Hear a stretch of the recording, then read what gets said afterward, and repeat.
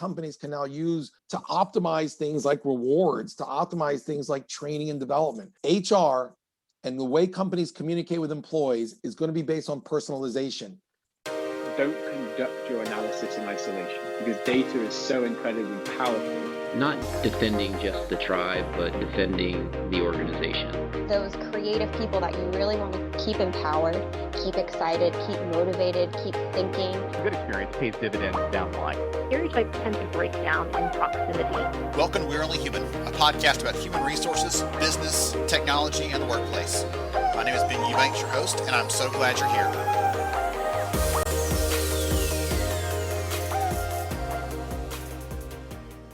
Hey everybody, Ben Eubanks here, host of We're Only Human, and so glad to have you here as part of the conversation. I don't always get the chance to bring back a guest who's been on the show in the past, but when I do, it is always a treasure for me because I get a chance to dive deeper, ask more questions, and you all know, as well as anybody who's listened before, that I love just pursuing my curiosity in these different areas. And so today I'm excited to talk about culture because back when I worked in the HR space, that was one of my favorite conversations to have with our leaders. How do we make our culture more concrete, more understandable, more actionable? And we're going to talk about those things today with someone who I see as one of the leading experts in culture in our space. So Juan Betancourt from Humantelligence is here. We're going to dive into those things. And again, you might remember Juan was in a previous episode. We talked about one of their amazing case studies where they used some of the tools to get better attention, better results, better impact on the business. So that was a fun episode. I'll make sure and link that in the show notes. And without any further ado, Juan, welcome to the show, sir.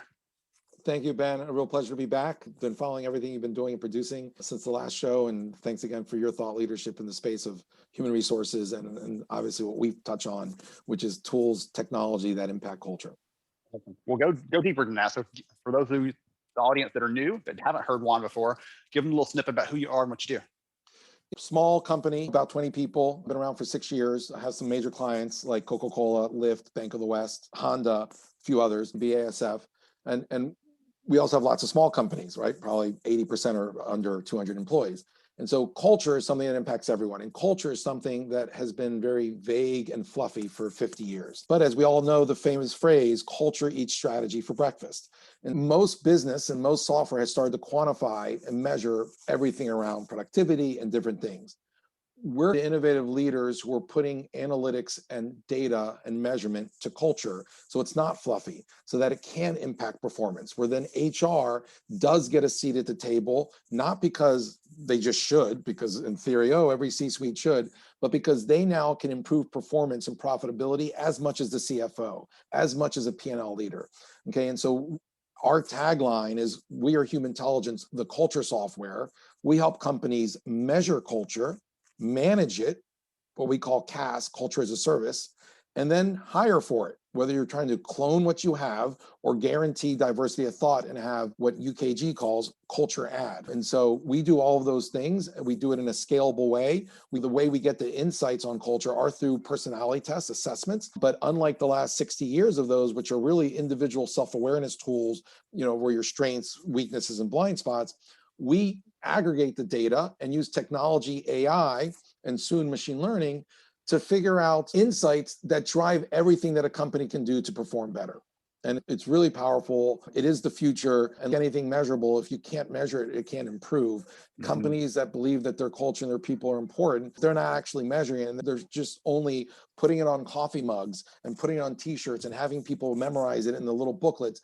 Those companies aren't going to perform very well. What I love about our conversations is that field can feel very stuffy, right? And static, because that's just the legacy there, right? Lots of science, lots of data.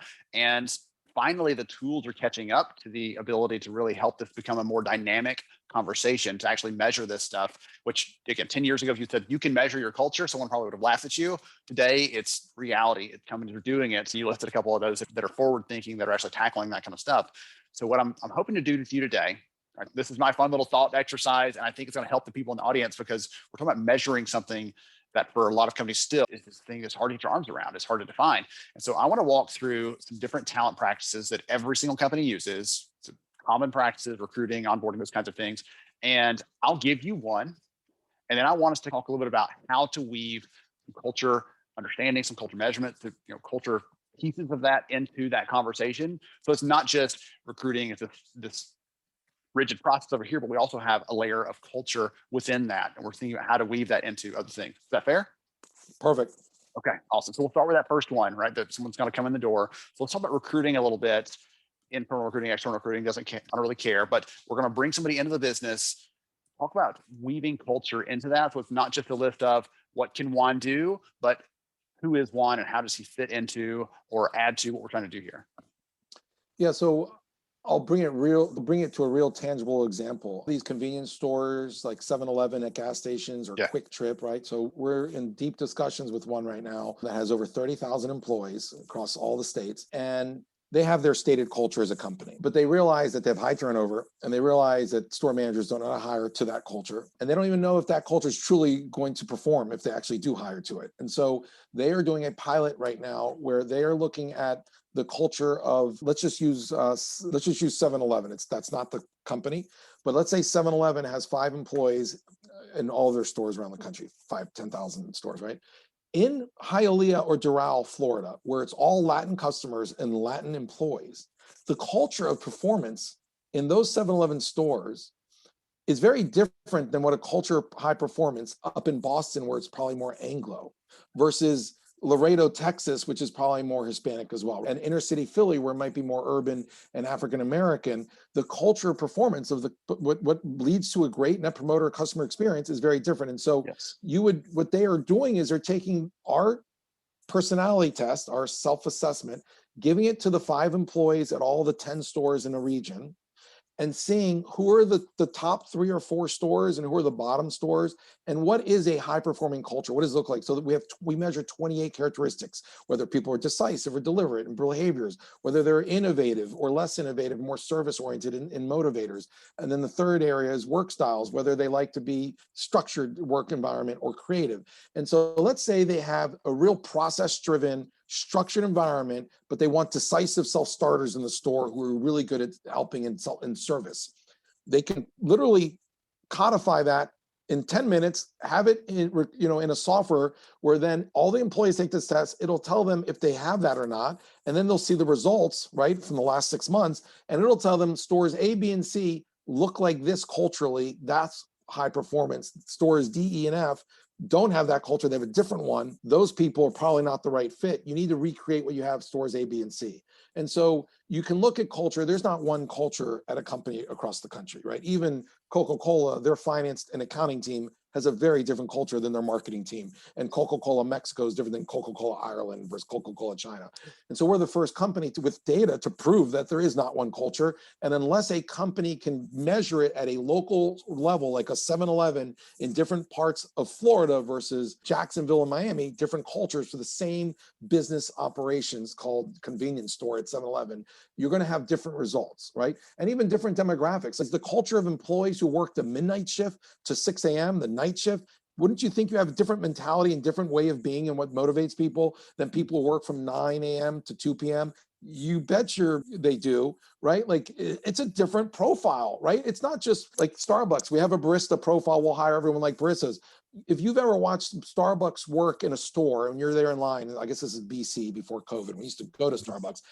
It's really intense back there. They're really working hard and you have different profiles, different personalities. And probably if you hired everyone to be the same at a Starbucks, it's like hiring a basketball team with all point guards. Probably wouldn't do so well.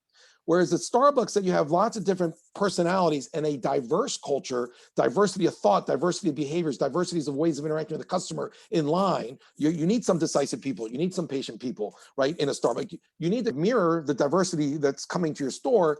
I bet you if Starbucks ever did this test, high performing stores at Starbucks probably don't have a cookie cutter profile for barista. They probably actually the highest performing ones have a more diverse thinking group. And our tool allows you to either clone what works for high performance, like in a call center, you probably want to clone, or hire for diversity of thought in certain retail, hotel, hospitality, and manufacturing environments.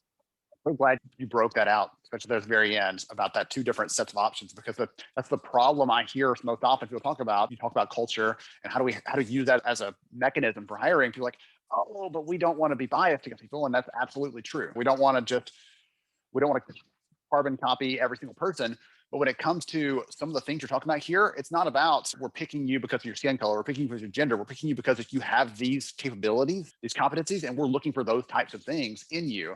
And that's what we're bringing to the table. And those things don't know any age bounds, any gender bounds, anything like that. So I'm glad you brought that piece up because I wanted to make sure we hit that and sunk that ship before it got Funny you say sailing. that.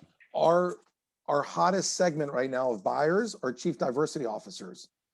Because up until now, what actually is happening is every store manager, every retail officer, every person hiring, they actually are being biased in their hiring. They're hiring people they like, which means they're hiring people just like them. So the April 2019 Harvard Business Review, HBR, front page is called The Culture Factor. It holds a bunch of pictures of penguins on it, if you find that it's penguins on the cover. And it's all around cascading thought where leaders are incapable of hiring people they don't like, meaning hiring people who are different. So what you end up having is 90% of every team in the company is actually mirrors the hiring manager.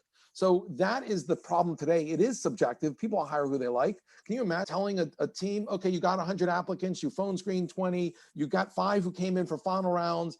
Okay, we want to hire the most diverse thinking person that's culture add to your team. So when you interview those final 5 group of 6 people on the team, hire the one you guys like the least. One of the most felt, most friction in that process. That one that's going to cause the most friction, that whenever, because Mary, who everyone loved, she was finishing sentences that you had, like in the case study, in the hypothetical, they think just like you, they answer just like you. Every answer was what all 6 current employees like. Bob at the bottom, or Jose, or whoever it may be, didn't agree. And can you imagine that debrief session at the end of the day that we've all been through, where like, can you believe Bob? He was fighting me on everything. He thinks so differently. He would never fit in here. So Ben, the reality is today, hiring is completely subjective. It is completely discriminatory. Throwing data at it will finally allow you to have, at the end of the process, a much more diverse thinking group, whether it's all African Americans, all Hispanics, a few of here or there. It's besides those things. You actually will guarantee the most diversity of thinking, and therefore change to a culture of diversity because you're just open to having differences. All right, good. We hit that one hard, but I think recruiting is the one that most people think about first, right? And that's where we have the most opportunity to leverage this and make the changes. Because once they're in the door, we can only modify things so much. We can only make so many changes. And quite frankly, recruiting is where individual assessments, personality tests, were just easiest. You'd pick up a piece of paper and say, okay, Steve or Mary, this is their profile. Let me look at them. What do we need? And you make that decision. Okay. But with analytics and technology, you can now take those insights to the second piece I think you're headed towards, which is culture as a service and culture management for the existing population. Yes, absolutely. Being able to connect in and see how do they fit with the rest of the team? What gaps do they fill for us? Do we have the right coverage across the things that are important to us as the company? Those kinds of insights are super powerful. And again, having a PDF or a paper report on someone that you get spit out from we love our IO psychs here. You get that from some psychologist and you're like, okay, we can't compare these things. So we can't merge them together. We can't see them in any sort of actionable way. And that's a pain point for a lot of companies because it's, again, static. Keep using that word because the best one to describe that. And it just doesn't allow you to take action on it necessarily. It's just, oh, there's the data point and we'll go from there. Yeah, the move to software as a service and taking psychometrics and putting it into a platform, that's the biggest transformation that we're having with companies. Is we've taken these individual tools called personality tests, and instead of saying let's put that onto an app, because that's what most personality tests have done the last 5 years, it still doesn't really help. We actually built a platform, found a tool to fit into that platform, but the platform was built with the unifying view of culture starts with hiring, it goes to managing, all the way to the exit. We've connected the whole life cycle of the employee, where now disparate silo groups actually can now all use the same information to keep that life cycle going, whether you're hiring, onboarding, career mobility within your career at a company to find the right place you should work at. That example I gave you before of a 7-Eleven and Quick Trip, I worked in retail. I managed tens of thousands of employees running stores. And as much as your company thinks that they have a culture in their company, a lot of performance it really is based on the boss of the store manager and the employees. And so you could have in one store A in Miami, Florida, let's say 10 employees, 8 people loving that job and that boss and that culture, and 2 being miserable. What happens today? They get fired. Oh, they didn't fit here. Imagine you push a button in a platform that says, where would these two people fit culturally? Oh, there's a store 20 minutes away that's actually even closer to their house where they would actually get along with the team and the manager because culturally they're a fit based on the data. And then you can internally move them. And instead of losing two highly trained people who are miserable, you now can fill roles in another store and have to not go through the process of continue this vicious cycle of turnover and hiring. So internal career mobility, also culture will play a huge piece in that. Awesome. So I'm glad you touched on that one. I'll keep going because I could, again, we could dive just deep into this for all day long if I let us. So onboarding, we get somebody in, we're bringing them on. Culture, right there, what we know about them tells us probably how we should be connecting with them, what sort of way they're going to want to learn and grow as they're getting into this role, and how they want to connect socially with people around them. And what kind of insights could a tool like we're talking about here, right? What sort of insights could that give me about around Juan as I'm bringing you onto the team to understand, okay, how do I know how he wants to start picking up his new skills to be effective here? How do I know how to start helping him build relationships, things like that?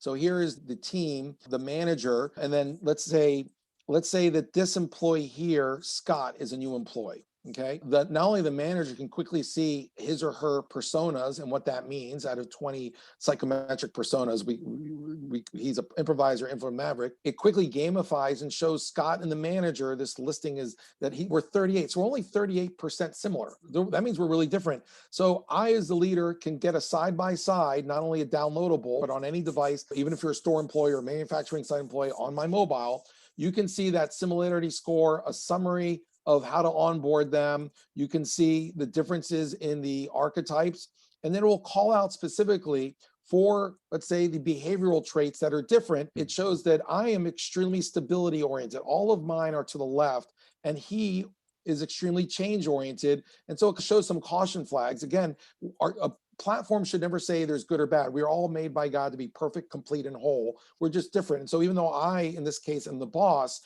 I need to change and adapt to him sometimes and vice versa. So it gives little tips on if he's decisive, I'm deliberate, where that can show up at work and create friction. This just reduces that friction. Same with him being outgoing, me being reflective, all the way across these three areas of behaviors, motivators, and work styles. For example, my value system is really around being of service here and being innovative here. I'm very knowledge-based. I like information. He's very practical. That could lead to some problems. So that's how the boss could onboard the person better. That same person can then look themselves and see how they fit with the team. So they can say, how am I similar or different to the team? So they can look at this report and say, okay, I'm at a high level, half the team is similar to me and half the team is not. Let's go look where I'm really different. So in terms of deliberate versus decisive, the team is here and Scott's here, both directionally the same way, both change oriented, not really a difference. So it doesn't really call out. All these complements means that they're very similar, right? So complement. So on these 28 attributes, Scott is very similar with the team. But now if you look at a couple things, where is Scott not similar? Where could there be friction? Here's one under value systems. Scott is extreme influencer.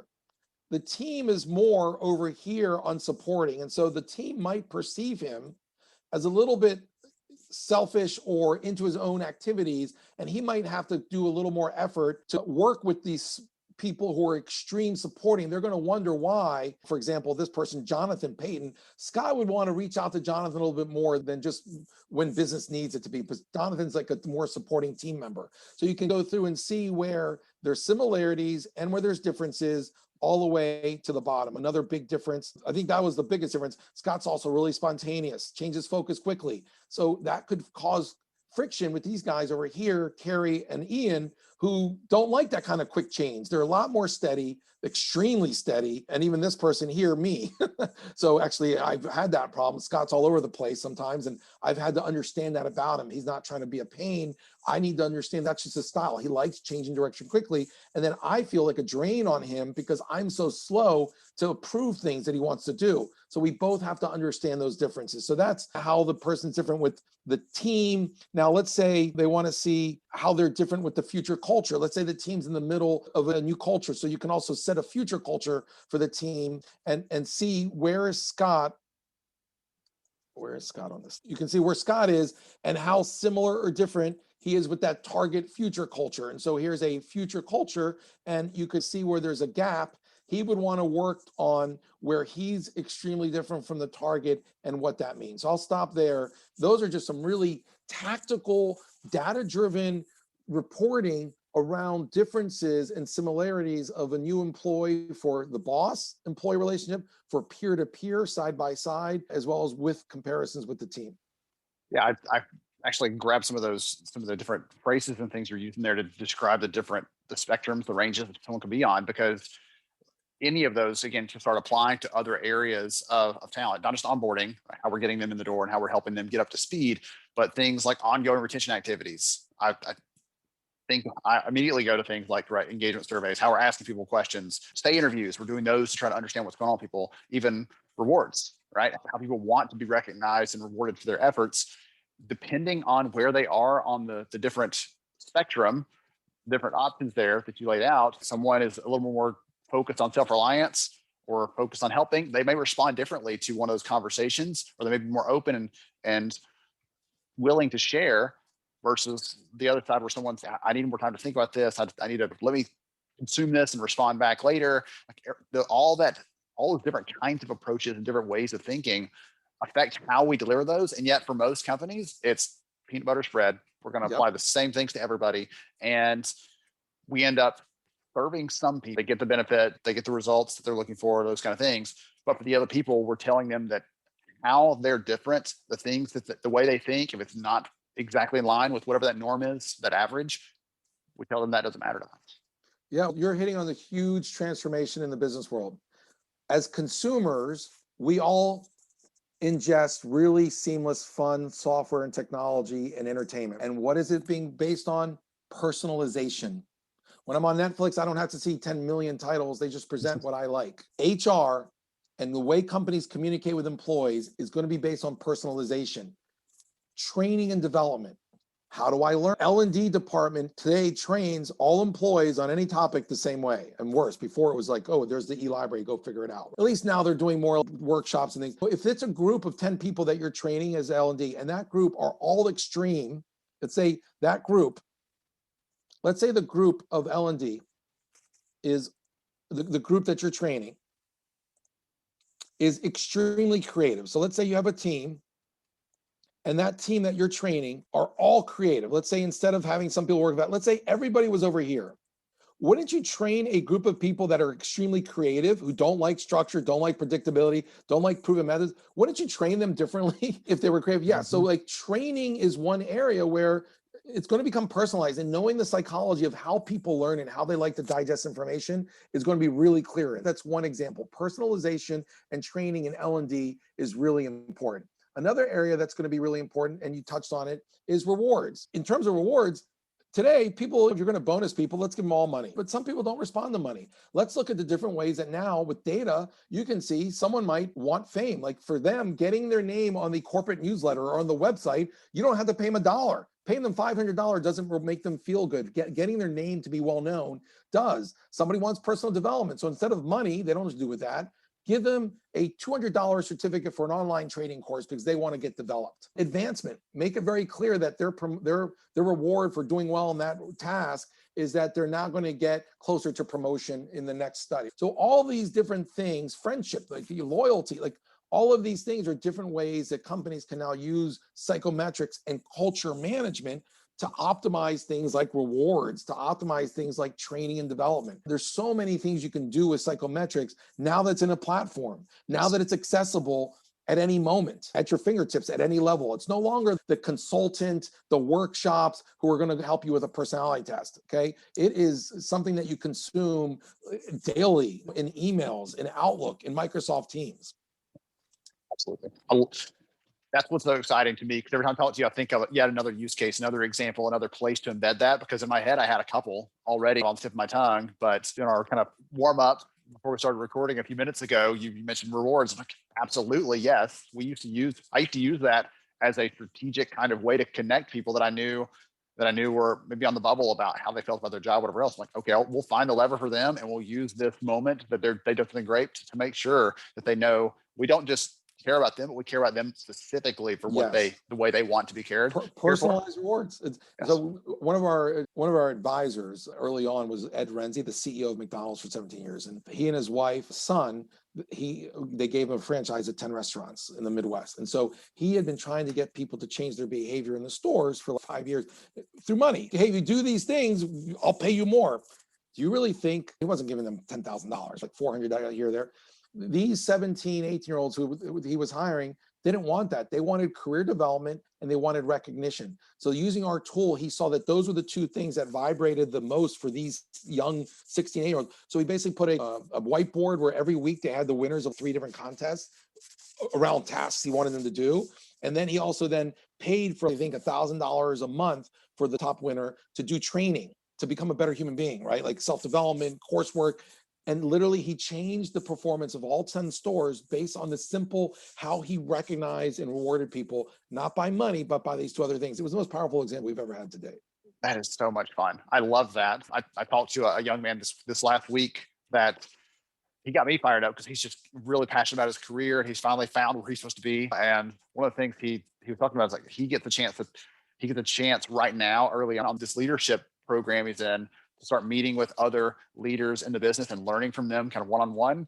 And again, you could have said, hey, we're going to start you out in this job or whatever else, but he is more excited about being a trainee in that role because he gets the chance to tap into the expertise of all these different leaders.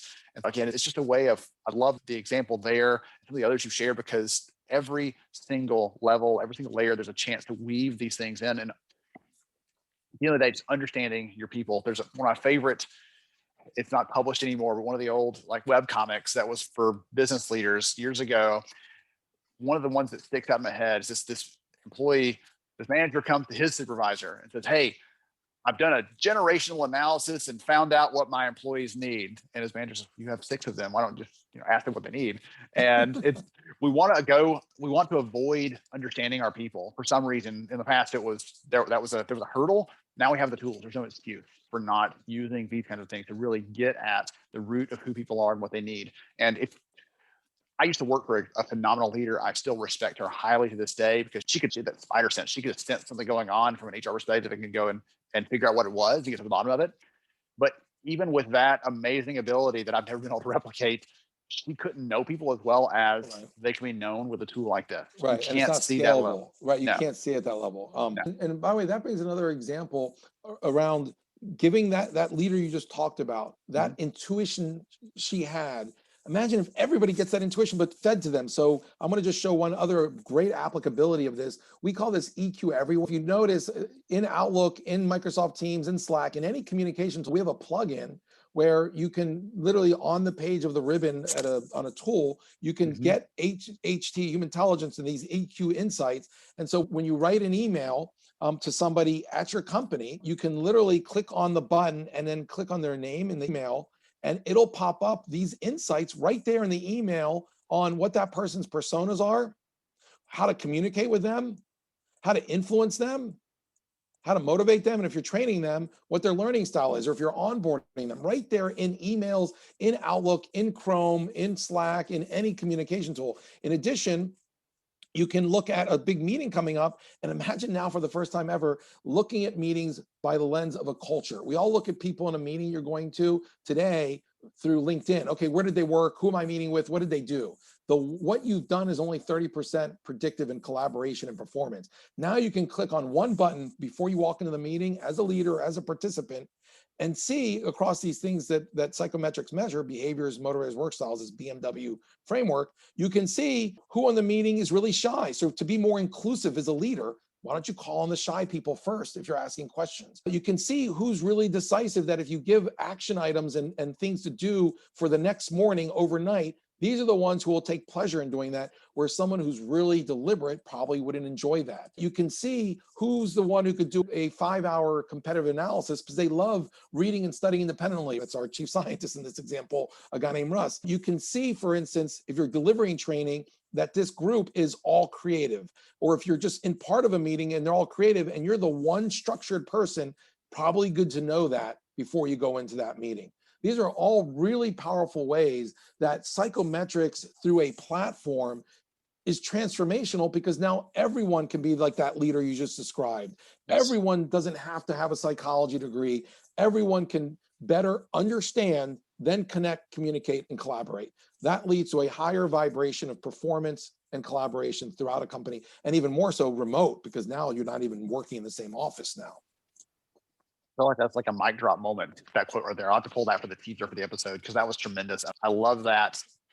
I'm imagining if, number one, again, I've forgotten about that experience with one of my leaders, but like I always wish I had that ability and this would give me that ability. And we always wish some of the other people around us might have a little more self-awareness, and this should give them awareness, not just themselves, but everybody else, so they can understand and have some better relationships overall. At the end of the day, all of our research, all of the things that we've done, all the studies we've done, when you look at the history of work, okay, as long as it's been around, when automation happens and automation disruption, it's the reality today. But as automation happens, the work that's left behind after that wave passes is more human in nature. It's more relationship focused. It's more connected on the people side. And tools like this, it seems like a paradox, right? Can we use technology to be more focused on the humans? But absolutely you can. And that's what excites me, because the importance of being more relational, being more connected, being more supportive of each other. You used 3 words a minute ago. Were they collaborative? Were those 3? Yeah. So you need to understand before you can connect, communicate, and collaborate. Connect, communicate, and collaborate, right? Those things are going to become increasingly important as automation disrupts what we do overall in the workplace, both in HR and outside. And it's so exciting to think that we have tools that can help us to be more focused, more targeted, more tailored to the people that we serve. So this has been so much fun, Juan. If someone wants to learn more about Humantelligence, the amazing work that you and the team are doing, again, I already mentioned, I'll make sure and get the link to the other episode, because if you've enjoyed Juan's conversation today, you'll enjoy that one as well. He tells some great stories that's one thing I appreciate about you.